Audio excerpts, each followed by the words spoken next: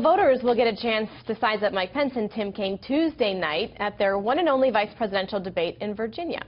Both will be defending voting records that have sometimes clashed with positions taken by their running mates, the frontrunners. So, will there be any knockout punches? Ken Owen of DePauw University moderated a 2012 Indiana gubernatorial debate, saw Pence up close and in action. Michael Pope knows Tim Kaine's record better than most, having covered politics for years with Virginia Public Radio. Thank you both for joining me today. I know we can't expect 84 million voters, but I do want to start with you, Ken, because there are more people paying attention than perhaps in election cycles past, not only because of undecided voters, but also because of the high unfavorability ratings. So what can we expect on Tuesday? Well, I think, Mike Pence is a talk show host at his core, and that's not a put down. I'm a former broadcaster myself, but he knows how to work a room. He knows how to get in and out of a segment. He knows how to wrap things up. He knows how to get to a point. I think he is a very disciplined and cautious communicator. I don't think there will be any home run moments, likely not. I don't think he's going to stick his foot in his mouth either. Vice presidential debates tend not to move the meter in elections. I think you're right. Monday night left a lot of people kind of scratching their heads on both sides, and there are a lot of undecided voters in this election, I believe. And so I think Mike Pence's job is to stand up and, number one, support Trump to the extent he can, but number two, position himself for 2020, because he's really going to have a national spotlight he's never had before. Okay, and Michael, it sounds like we're hearing that he's going to be very prepared. Can we expect that from the other side? I mean, when we looked ahead of the presidential debate, we saw a lot of people, a lot of pundits lowering the bar. I mean, we saw statements from the RNC. We saw a number of factors. We haven't seen that at all so far. Well, the bar is set kind of where it is for a vice presidential debate, which is it's not really going to be the main attraction. In terms of Kaine, if we look back to his long record in politics, we can learn some things about how he might act in the debate. One thing is a little bit counterintuitive, which is that I would expect him to actually agree with Pence every now and then. Kaine will find things in Pence's record that he can make agreement with.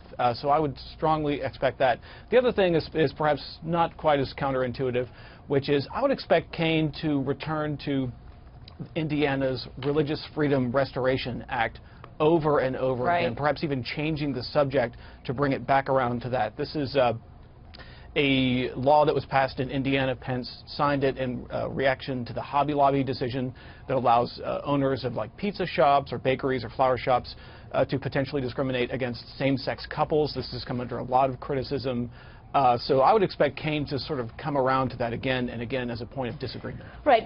So you brought up a good point. There's a number of examples where, let's say, and this applies to both of these candidates, that they've shifted or softened. They both have shifted and softened on TPP, Mike Pence specifically on the Muslim ban, the Iraq War, like you said, Indiana's religious freedom laws. But the same can go for Tim Kaine. I mean, there's been some criticism that he has changed his opinion on taxpayer-funded abortion and also right to work. So I want to go to you, Ken. How do they debate? But then if they have changed topics on that, how do they respond to criticisms?